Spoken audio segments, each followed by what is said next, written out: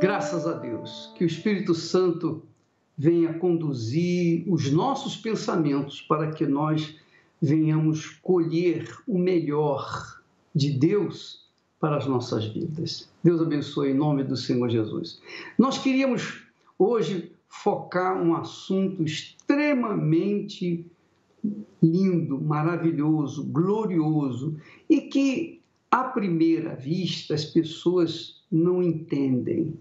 Porque quando lemos o texto com respeito à unção dos pés de Jesus por Maria,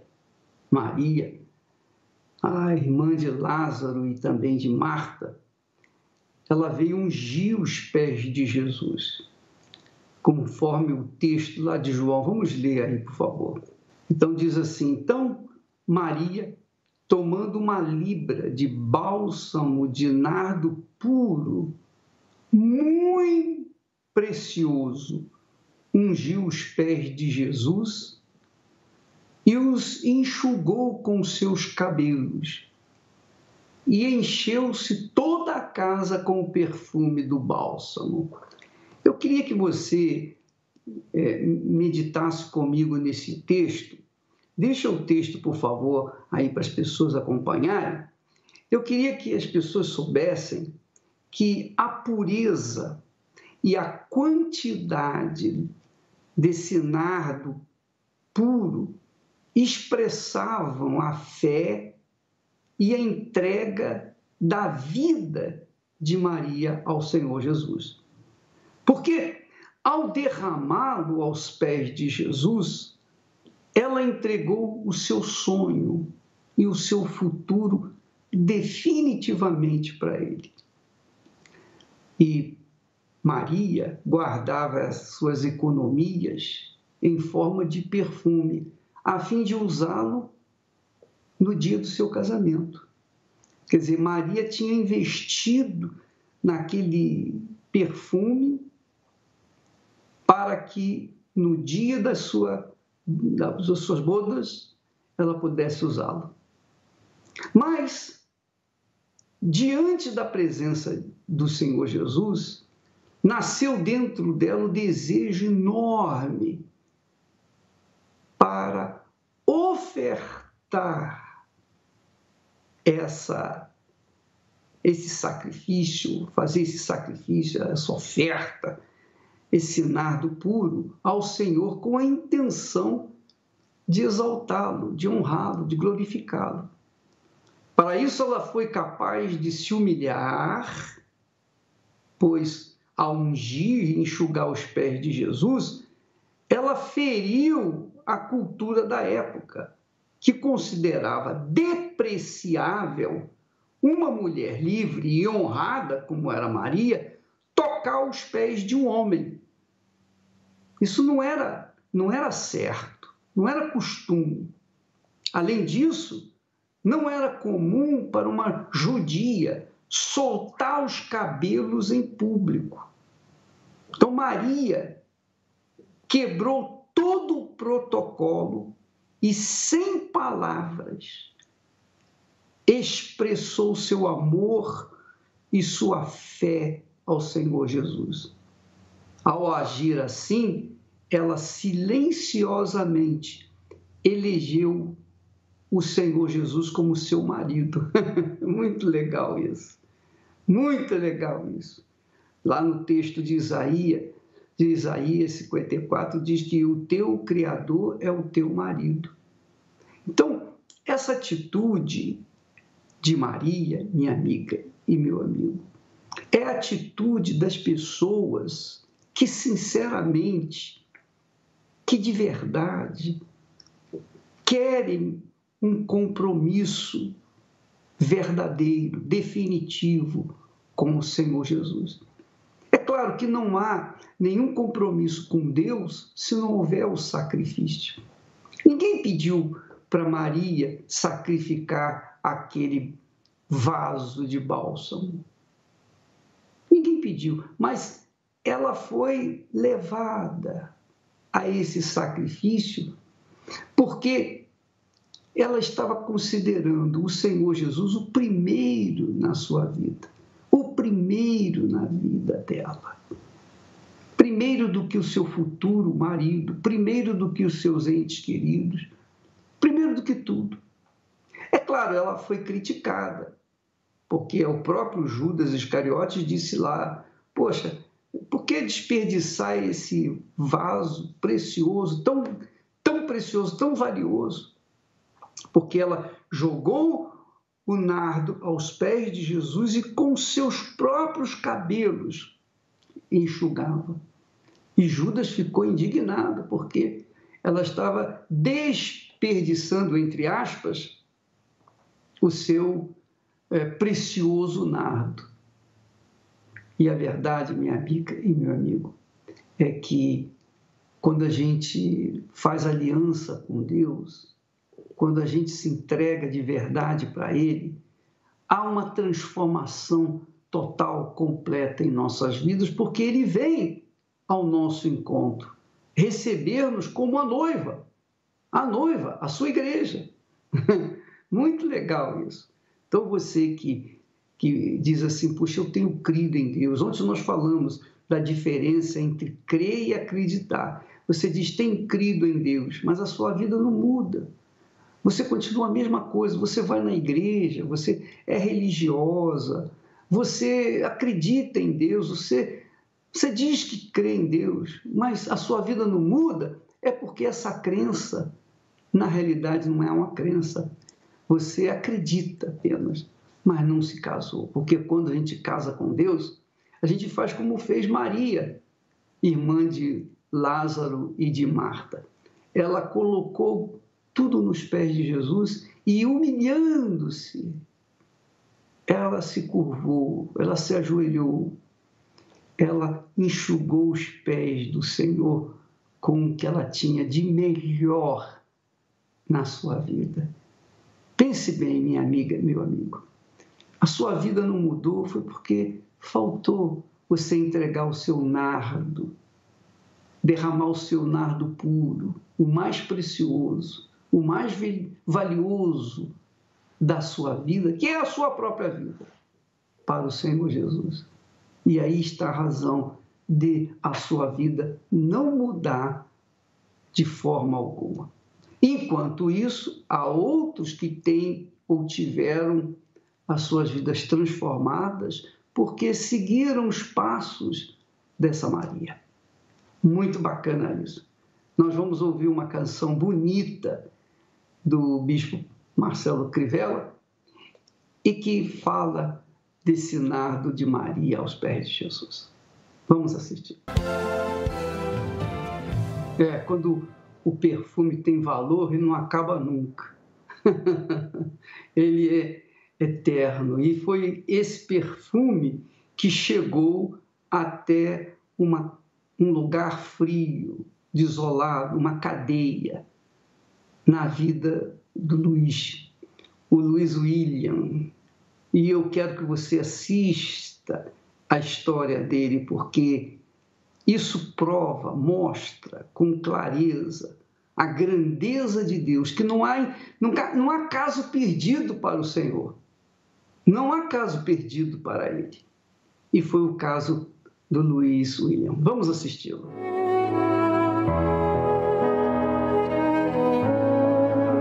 Meu nome é William e com 12 para 13 anos de idade, eu comecei a me envolver com as drogas. Acredito que foi por uma frustração que eu vivi, que eu sofri dentro de casa, porque eu convivia com a minha mãe, os meus irmãos e o meu padrasto. E eu nunca tive uma boa convivência com o meu padrasto, desde de criança, de adolescente. Eu pensava que o meu padrasto era meu pai, só que as pessoas na rua falavam que não, que na verdade o meu pai era outro. Mas eu entrava dentro de casa, perguntava para minha mãe e ela sempre desmentia. Mas um dia o meu próprio irmão me contou a verdade. Ele falou para mim quem era o meu pai verdadeiro e disse que o meu padrasto não era o meu pai. Então, com isso, eu me revoltei. E eu queria, de uma forma, transferir isso para minha mãe, a revolta que estava dentro de mim. Eu queria transferir isso para minha família, mais para minha mãe que tinha escondido isso de mim. E eu acho que uma da forma de eu mostrar isso, essa revolta, de tentar machucar, como eu estava Como eu fui ferido também, machucado, eu comecei a matar aula em escola, já fui para a rua, comecei a conhecer bebida. O meu irmão me apresentou também a primeira vez a bebida. Logo eu comecei a conhecer o cigarro e fui diretamente para a cocaína. E eu comecei a traficar. Eu entrei para o mundo do tráfico e eu me lembro que, assim, começou como um aviãozinho, né? Era o meu irmão, meu outro irmão que traficava. Eu pegava a droga desse meu outro irmão, com outro rapaz que vendia droga com ele também, e eu servia como aviãozinho. Até que eu fui preso a primeira vez. Acho que com 14 anos de idade foi a minha primeira prisão. E 14 ou 15 anos de idade, acho que foi a minha primeira prisão. E nessa prisão, né, eu não fiquei detido, nada, mas eu já coloquei algo na cabeça, agora eu sou um traficante. Foi aí que eu tatuei um 12 no braço, que na época era o artigo 12. E eu comecei a assaltar, comecei a fazer assaltos à mão armada, eu com esse meu primo. E nessas vezes de tráfico, de assalto, eu cheguei a ser preso no total de 17 vezes. Fui preso 17 vezes, assim, detido, ia para a delegacia, minha mãe passava pela vergonha de ter que ir lá me tirar. Eu me lembro que em uma vez eu fiz uma dívida muito grande no tráfico e eu também já estava com uma dívida muito grande com a polícia, porque todas as vezes sendo pego pela polícia, dando trabalho, eu estava sendo jurado de morte pelos traficantes e eu também estava sendo jurado de morte pela polícia, por uma dívida que eu fiz. Então, por eu estar tão envolvido já com a criminalidade, com o tráfico, com assalto, com facções, então, com tudo isso, eu acabei arrumando uma inimizade dentro do bairro onde eu morava. E chegou ao ponto de eu tirar a vida de uma pessoa. Cheguei ao ponto de cometer um homicídio. Por esse homicídio aí, eu fiquei foragido por um tempo e eu logo fui preso. E aí foi onde eu entrei, eu era menor de idade, eu entrei na Fundação Casa. Eu fui internado, né, na Fundação Casa. E eu me lembro que nessa vez que eu fui preso, eu fiquei na delegacia alguns dias e eu me lembro que minha mãe ela foi me visitar dentro da delegacia onde eu estava. Eu me lembro que minha mãe, ela chegou, eu não consigo esquecer, ela chegou e eu percebi que ela não estava normal.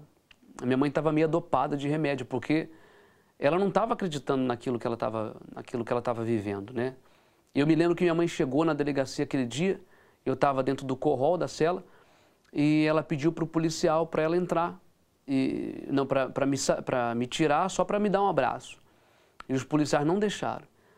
E ela falou assim, deixa eu dar um abraço no meu filho, e os policiais, não pode. Eu me lembro que esse dia aí, ela me deu um abraço pela cela.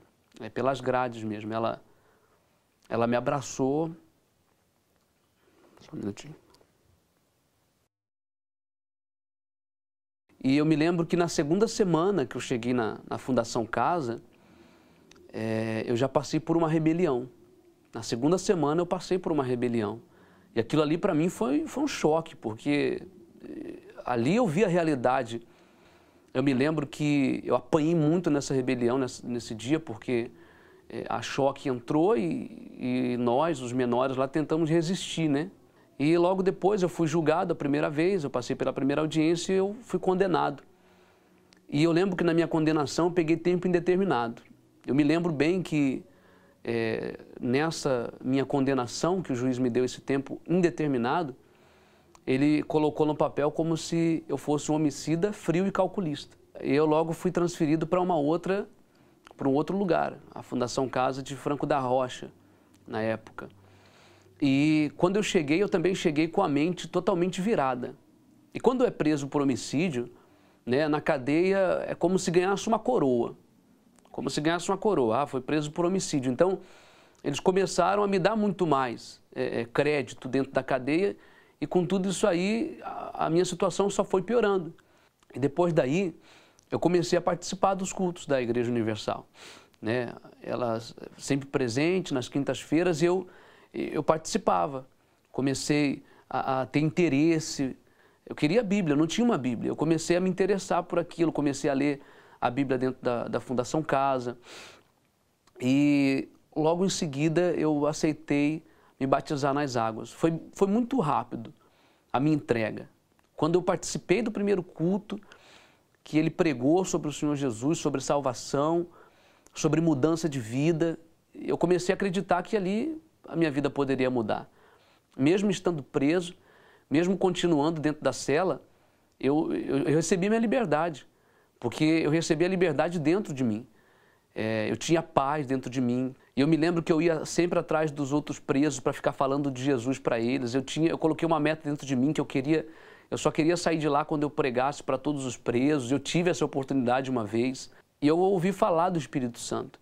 E eu vi que ali faltava alguma coisa ainda dentro de mim. Por mais que eu já tinha me batizado nas águas, por mais que eu já tinha tido um encontro com Deus, mas eu sabia que faltava algo mais importante, que era o Espírito Santo. E eu comecei a buscar com toda a minha força. Eu nunca tive problema com isso. Tudo foi muito rápido. Eu saí da cadeia e com 4 meses, eu saí da Fundação Casa e com 4 meses que eu estava na rua, em liberdade, eu já recebi o Espírito Santo, porque eu me entreguei. Então, da mesma forma que eu me entreguei a Deus, eu também recebi. Eu me lembro que foi um domingo pela manhã, me lembro até o dia, foi no dia 1º de dezembro. Não tem como esquecer, porque assim, foi um momento especial. Eu nunca imaginei que eu poderia ser chamado de filho pelo próprio Deus. Esse dia aí eu fui chamado de filho. Esse dia eu me lembro que foi muito bacana. Eu estava na frente do altar, buscando o Espírito Santo, e eu me arrependi. Eu me lembro do meu arrependimento. Eu me senti inútil na frente do altar ali, eu me senti um lixo, eu me senti assim um nada, sabe? E eu pedi para Deus. Eu me lembro que eu estava passando até por momentos difíceis, porque eu tinha saído da cadeia, eu tinha saído da Fundação Casa, por tudo que eu tinha passado. Então, havia as investidas do mal, do diabo, havia as chamadas dos falsos amigos. E eu estava passando por um momento difícil e eu falei para Deus, olha, se eu não sair daqui hoje selado com o Espírito Santo, eu me lembro muito bem disso, que eu falei, se eu não sair hoje batizado com o Espírito Santo, eu não sei nem se eu vou suportar, não sei se eu vou aguentar esse mundo. E na semana eu tinha lido uma passagem que falava que aquele que não tem o seu Espírito, esse tal não é dele. Então eu cobrei de Deus aquilo, eu falei, não, eu quero ser seu, eu quero ser chamado de filho. E esse dia aí eu recebi o Espírito Santo. Esse dia foi inesquecível, foi muito forte. Eu recebi uma alegria muito grande dentro de mim, uma certeza. Eu me lembro que quando terminou a busca, eu saí para a praça, que a igreja ficava na frente de uma praça, reunia os jovens e eu comecei a falar ali para os jovens do Espírito Santo. Eu queria dar para as pessoas aquilo que eu tinha recebido.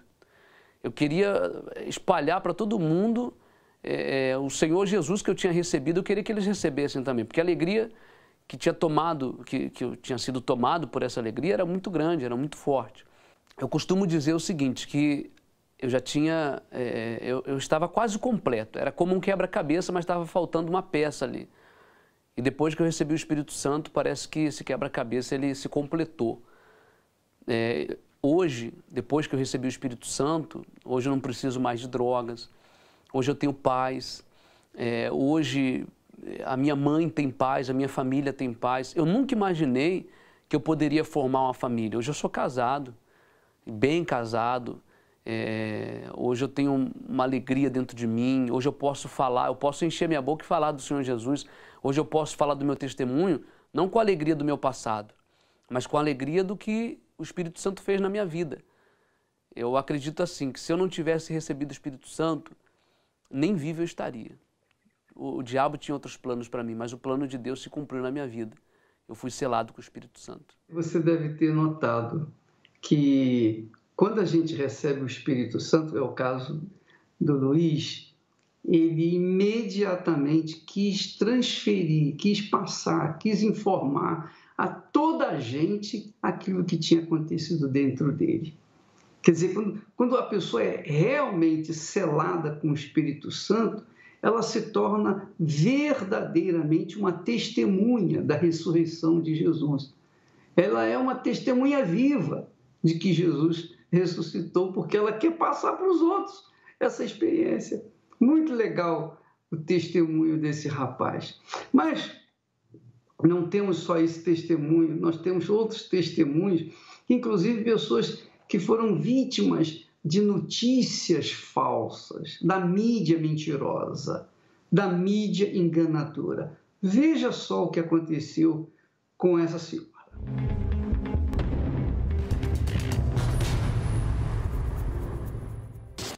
Meu nome é Andréia Silva, eu sou consultora de vendas no ramo imobiliário. Eu fui vítima, do fake news. Eu tinha muito preconceito com a Igreja Universal, eu odiava o Bispo Macedo e na época eu servia aos encostos, então eu tinha uma mente muito perturbada, eu era uma pessoa extremamente agressiva, arrogante, prepotente.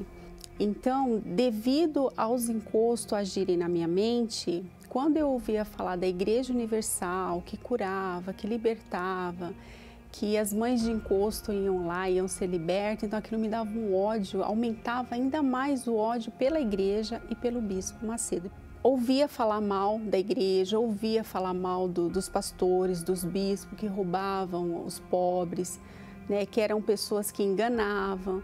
Então aquilo ia aumentando aquela raiva que eu sentia dentro de mim. A mídia colaborou com isso, então eu via na televisão, eu ouvia no rádio, eu ouvia pessoas falarem. Então eu não conhecia a igreja, eu não conhecia o bispo, mas eu via com os olhos da mídia. Eu me lembro de uma das casas de encosto que eu frequentava, era atrás da igreja que hoje eu faço parte. E eu me lembro que quando começava lá as reuniões, então incomodava. Então, até mesmo os filhos lá de encosto, manifestado, então jogavam pedra no telhado. Esse povo de lá, do homem de lá, de branco, então incomodava muito. Então, havia esse conflito. Então, era feito os trabalhos para fechar a casa de Deus. Só que, na verdade, acabou fechando o terreiro. Eu criticava muito a igreja, eu criticava muito a fé, Então eu achava que era tudo uma enganação. Eu lembro que uma vez na televisão eu vi uma pessoa manifestada com encosto, E o pastor falou assim, de joelho. E eu lembro que aquele encosto ajoelhou em seguida.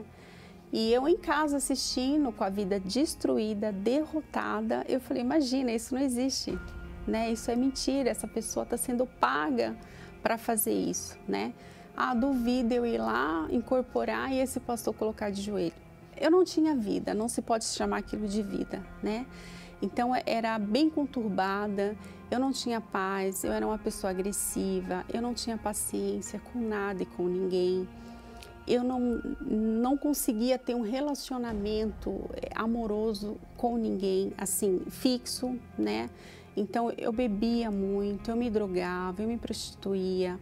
Eu saía nas baladas, eu ficava com 2, 3 pessoas ao mesmo tempo, mesmo servindo e fazendo tudo que os encostos pediam, eu tinha essa vida derrotada. E eu não conseguia enxergar como era a minha vida. Eu só conseguia enxergar o quê? A igreja, o bispo. Quando eu via na televisão, quando eu via alguém falar, aquilo me citava aquele ódio. Um certo dia eu fui parar no fundo do poço. O que é fundo do poço? É quando você não tem mais saída, você não tem mais o que fazer, o que pedir. O que eu podia fazer e pedir para os encostos eu já tinha feito. Só que dentro de mim havia um vazio, havia uma tristeza. A tristeza era tamanha que eu tentei o suicídio 3 vezes. Eu tentei me jogar debaixo do trem. Eu já estava com a roupa para ir para a casa de encosto e eu tentei me jogar. E eu não consegui me jogar, o trem ia vindo, eu tentei ir, mas eu não consegui, foi como uma força me segurasse. E eu fui na igreja.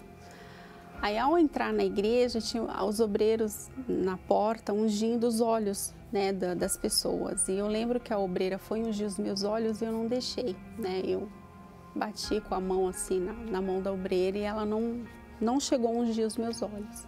E na minha mente falava, vai embora, o que você está fazendo aqui? Aqui não é o seu lugar. E aí eu tentava levantar para ir embora, só que eu não conseguia, eu não tinha força. E aí começou a reunião. Depois da oração, depois da libertação, eu senti o meu corpo leve, fiquei calma, não tive mais aquela vontade de sair correndo. Aí a partir desse momento eu falei, aqui é o lugar. porque aonde eu vou eles falam que são os maiores, os poderosos, né? E aqui o homem mandou ficar de joelho e ficou de joelho, então aqui é o meu lugar. Então a partir desse dia eu passei aí todos os dias na igreja. Já fui dormindo, coisa que eu não dormia, eu tinha insônia. Então já passei a não beber mais, né? Passei a pegar nojo do cigarro. Então assim, fui me libertando devido a frequentar as reuniões de libertação na sexta-feira, eu fui me libertando. Eu fui tendo os resultados na minha vida, né? Em áreas da minha vida que eu não tinha resultado. Então a partir desse momento, os maus olhos saíram, a raiva saiu, o ódio saiu, e aí eu passei a amar a Igreja Universal, eu passei a amar o Bispo Macedo. Hoje, o bem maior que Jesus me deu foi a presença dele, foi o Espírito Santo. Hoje eu tenho paz, hoje eu sou feliz, poderia ter evitado muito sofrimento, né, muita dor, mas o fake news, ele me atrapalhou muito, me prejudicou muito. Hoje eu estou aqui para pedir perdão para o Bispo Macedo, para pedir desculpa, né, por tudo que eu falei, por tudo que eu fiz. E hoje eu sou grata à Igreja Universal e grata ao Bispo Macedo. Antigamente eu era usada para falar mal da fé, né, para desviar as pessoas do caminho de Deus, da fé. E hoje o Espírito Santo me usa para ganhar almas para o reino de Deus. Assim como Deus transformou a minha vida, Ele vai transformar a sua também.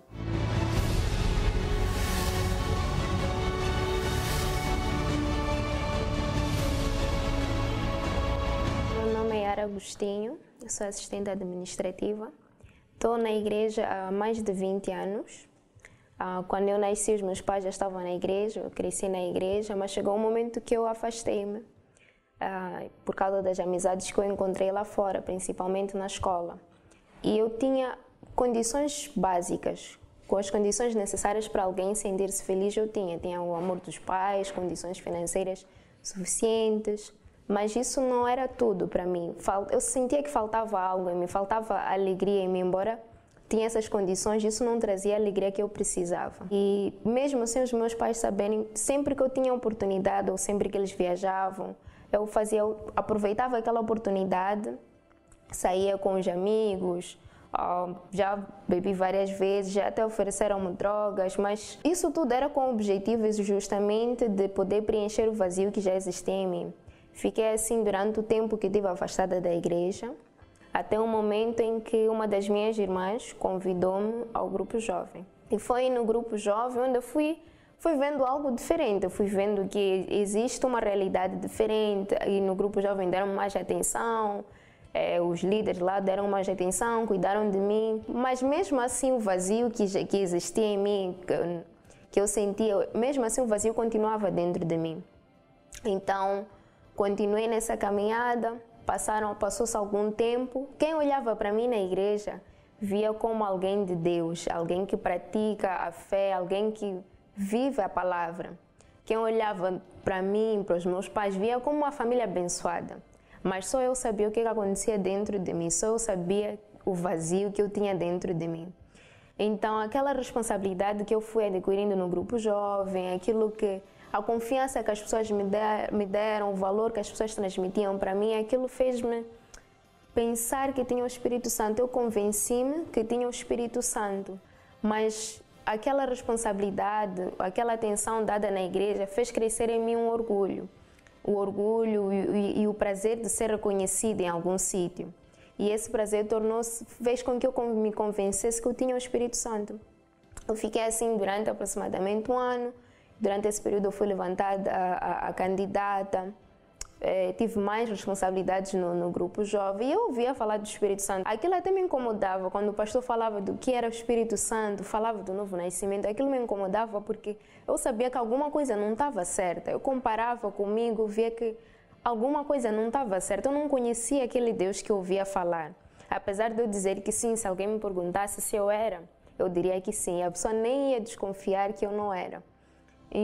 Mas eu vi que alguma coisa estava errada. E foi então que chegou um dos jejuns de Daniel. E como já era habitual, eu já vinha participando nos jejuns de Daniel. Então, nesse jejum de Daniel, comecei a participar. Participei do jejum, a primeira semana foi. E foi na segunda semana que pregava, como sempre pregava do Espírito Santo. Mas ali já era diferente. Eu comecei a ver que realmente existia um vazio em mim. E foi quando uma amiga foi batizada no Espírito Santo e ela contava o testemunho e eu percebi que eu não tinha aquela alegria. Que tudo que eu vivia era uma ilusão. Que a história que eu contava foi um mundo que eu criei, que eu decidi viver. E então foi ali que caí na real.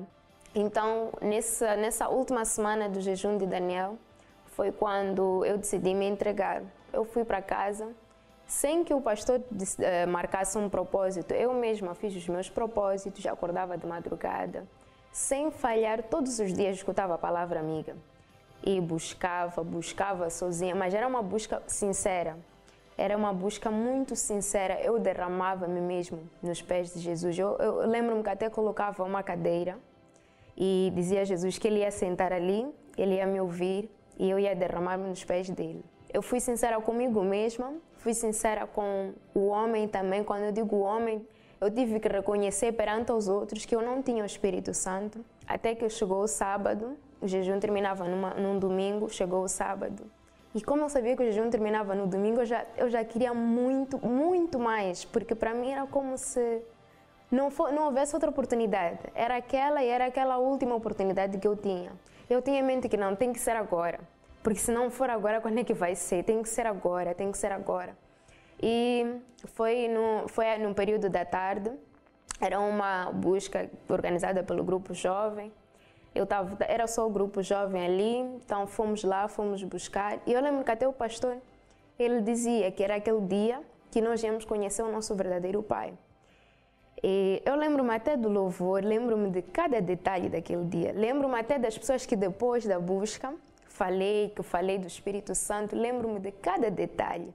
Porque foi um momento muito especial. Foi um momento em que aquela dor que eu sentia antes por ter enganado, eu sentia como se eu tivesse enganado a Deus, até mesmo a Deus.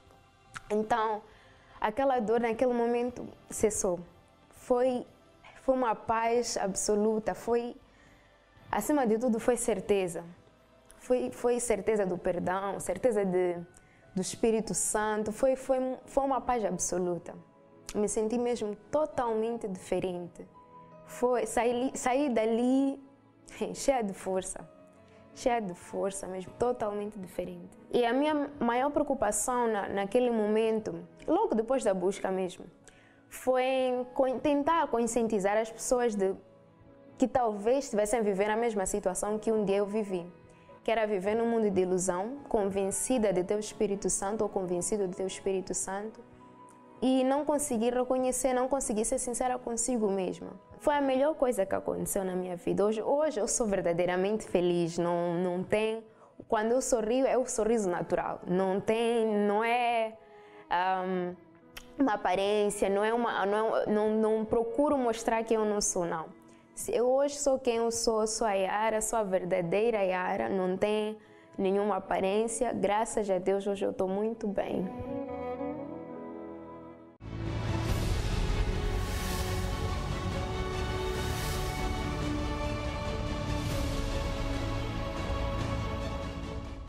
Meu nome é Fabiano Medeiros de Almeida, eu tenho 40 anos.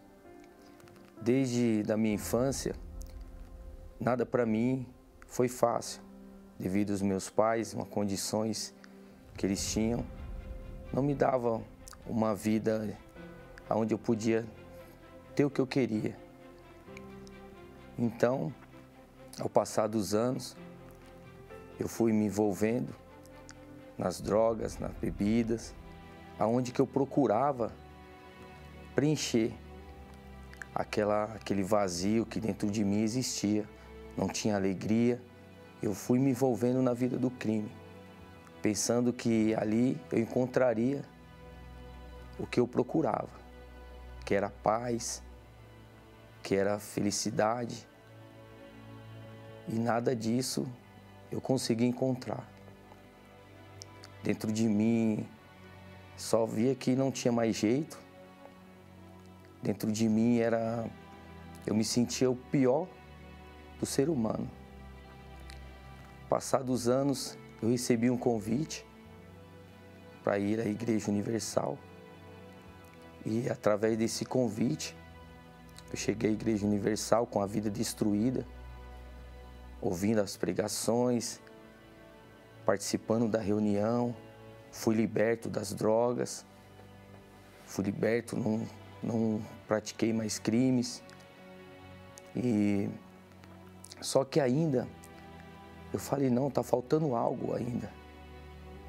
Tá faltando, eu tô aqui dentro, fui liberto, não tô mais no crime, mas eu preciso de algo, preencher o que está faltando dentro de mim. Porque eu não tenho o Espírito Santo, eu não quero. Eu preciso do Espírito Santo, eu não posso ser esse mais que miserável. Foi aí que veio o jejum de Daniel. Eu falei, essa é a minha oportunidade. Então, eu gostava muito de esporte, filmes, me desliguei de tudo. Me desliguei de tudo, comecei a mais buscar a Deus às 3 da manhã, toda hora só vinha no meu pensamento. Não, eu tenho que buscar o Espírito Santo, era no banheiro, era onde eu estava com o Espírito Santo no meu pensamento, eu tenho que ter o Espírito Santo. Eu não posso ser mais que miserável. E eu colocava aquelas palavras ali e eu falava, não, eu tenho que ter. E busquei com todas as minhas forças o Espírito Santo. E não foi fácil, mas por que não foi fácil? Porque eu tive que sacrificar aquilo que eu gostava. Mas eu sabia que eu estava sacrificando, eu estava obedecendo, então eu tinha que ter a resposta. Eu tinha que ter o Espírito Santo. E quando veio o último dia do jejum de Daniel, o pastor falou, quem busca o Espírito Santo aí onde você está, ou se quiser vir aqui na frente. Eu não quis nem ir lá na frente, eu falei, não, o Senhor vai ter que descer. O Senhor sabe, eu sacrifiquei, eu te busquei, eu te obedeci. Eu não saio daqui mais como um miserável. Quando o Espírito Santo veio, foi a maior alegria da minha vida. Ali sim, o que eu procurava no mundo, na bebida, no crime, nas drogas, na prostituição, não era nem aos pés do que eu recebi. A certeza que Ele era comigo, a certeza que Ele existia, que não era só as pessoas falando, a certeza que eu não era mais um miserável, e sim cheio do Espírito Santo. Para mim Ele representa tudo, a alegria que eu não tinha, a paz, a força, a vontade de viver, de olhar as pessoas com outros olhos, as almas. Ele me fez enxergar o mundo que para mim era escuro. Ele me deu, Ele coloriu, Ele se tornou meu amigo, Ele se tornou meu amor, Ele se tornou o meu tesouro. Hoje o Fabiano é feliz, é calmo, não é mais explosivo. Hoje o Fabiano quer viver, hoje o Fabiano quer mostrar para as pessoas que o Espírito Santo é a vida, que o Espírito Santo veio para nos dar vida. Não consigo mais viver sem o Espírito Santo. Sem Ele eu prefiro que não mais viver. E sim, hoje eu quero viver para Ele. Quero viver para ajudar as pessoas. E eu falo, as pessoas estão perdendo a oportunidade. Quando vem o jejum, é a maior oportunidade. É como se o Espírito Santo batesse na porta e falasse, deixa eu entrar. E quando ele entra... O Salmo 133 afirma que o orvalho de Hermon desce sobre os montes de Sião e que do Monte Hermon o próprio Deus ordena a sua bênção e a vida eterna. Se há uma vida plena e feliz que você procura, saiba que somente e apenas com o recebimento do Espírito Santo é possível alcançar essa realização. Não adianta achar que coisas e pessoas irão suprir a lacuna que existe em seu coração. O Espírito de Deus é o único que lhe dará forças para vencer neste mundo cruel e no porvir ainda garante a vida eterna. Domingo, dia 26, o último dia do jejum de Daniel. Você tem uma grande e única oportunidade. Será o maior domingo de avivamento e busca do maior tesouro, o Espírito Santo. Ao vivo, diretamente do Monte Hermon, o Bispo Macedo ministrará o derramamento do Espírito Santo sobre toda a igreja no mundo inteiro. Todos os povos, etnias e idiomas em conexão com o Monte Hermon. Nesse dia, você receberá a bênção de Deus e a vida para sempre. Não perca essa chance.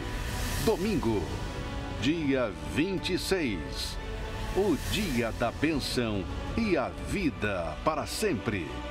Especialmente às 9h30, no Templo de Salomão.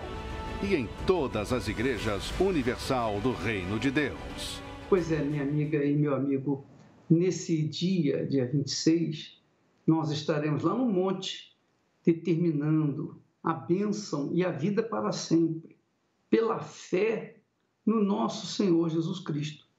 Quando Ele nos chamou, Ele nos deu também a autoridade dEle para salvar, para libertar, para curar os enfermos, para dar vida às pessoas que estão mortas. Então, se você é uma dessas criaturas que tem vivido um pedacinho do inferno, se não há esperança para você, você se sente abandonada, rejeitada por tudo e por todos, você não tem ninguém por você, então você já tem pensado muito em se matar. Quer dizer, quando uma pessoa chega ao ponto de querer se matar, é porque ela não tem mais nada para perder. É ou não é? Então não custa nada você dá uma chance para Jesus na sua vida. Porque Ele quer, Ele está pronto. Agora mesmo, quando você está assistindo essa programação, Ele está aí do seu lado, está junto de você. Mas Ele só vai entrar na sua vida se você convidá-lo. Ah, mas ele não sabe que eu estou precisando? Ah, ele sabe que você está precisando. Mas ele não é mal educado, ele não vai impor a vontade dele, ele não vai entrar na sua vida de qualquer maneira. Não, ele vai entrar se você o convidar com sinceridade. Se você disser, oh meu Deus, eu estou cansado de sofrer, eu já não aguento mais. Se é esse o seu caso, nós vamos orar agora e eu tenho certeza que ele vai tocar em você aí mesmo onde você está, aí e agora. Você crê? Pois bem, se você não quer, eu creio. Mas se você obedecer, você vai ver a ação de Deus na sua vida agora. Vamos orar. Vamos falar com muita gente, muitas pessoas de todas as classes, da classe A a Z, pessoas de todas as raças, línguas, povos de todas as nações, gente que neste momento se une comigo em oração. Não é que eu tenha mais direitos a ti do que elas, mas é que o Senhor tem escolhido aqueles que o Senhor escolheu para levar as pessoas aflitas, feridas, cansadas, sobrecarregadas, levar as pessoas depressivas, pessoas que estão pensando no suicídio como solução dos seus problemas, para levar essa gente toda, meu Pai, a Tua palavra, a mesma palavra que um dia nos alcançou, porque a palavra que o Senhor trouxe para nós e nos livrou é a mesma palavra que nós passamos, transferimos para elas, em nome do Senhor Jesus. Então, da mesma forma como aconteceu conosco e também com esses magníficos testemunhos que o Senhor operou, vai acontecer com elas também, porque o Senhor não faz acepção de qualquer pessoa, de forma nenhuma. O Senhor aceita todos como estão, não importa o nível, o grau de pecado, de pecaminosidade, de sujeira, não importa se a pessoa é um caso perdido para a sociedade, é um caso perdido para a medicina, é um caso perdido para as autoridades, nada disso importa. Para o Senhor não existe impossíveis. E é por isso que nós estamos orando agora, é por isso que nós estamos falando contigo agora, é por isso que nós estamos unidos nessa fé, nesse mesmo espírito, porque nós cremos que o Senhor que está aqui comigo está aí com ela também, com ele, neste momento, para livrar essa criatura dessa perturbação, dessa insônia, dessa dor de cabeça, desse problema crônico. Ó poderoso de Israel, desça sobre essa pessoa e faça acontecer alguma coisa notória, alguma coisa notável, para que essa pessoa venha sentir, literalmente sentir o impacto da tua ação na vida dela, no seu corpo. Desça agora, meu Pai, e faça o que nós não podemos fazer, porque eu te peço em o nome do Senhor Jesus. Eu sei que o Senhor é perdão, o Senhor perdoa a partir do momento que a pessoa, na sinceridade, se volta para ti. Então, na sinceridade, meu Pai, nós nos voltamos para ti. Venha ao encontro de cada criatura que me ouve e que ora comigo, em nome do Senhor Jesus Cristo. E todos os que creem, digam amém e graças a Deus. No dia 26 estaremos juntos num só espírito, numa só fé, num só coração, lá no Monte Hermon. Nós estaremos num dia especial. Estaremos lá no Monte Hermon, Israel, mas nós estaremos ligados com você ao vivo. Então nós temos uma transmissão direta para vocês todos que estão ligados conosco. Uma transmissão direta, ao vivo e a cores, sem maquiagem, claro, mas a cores. Que Deus abençoe a todos, em nome do Senhor Jesus. Até lá.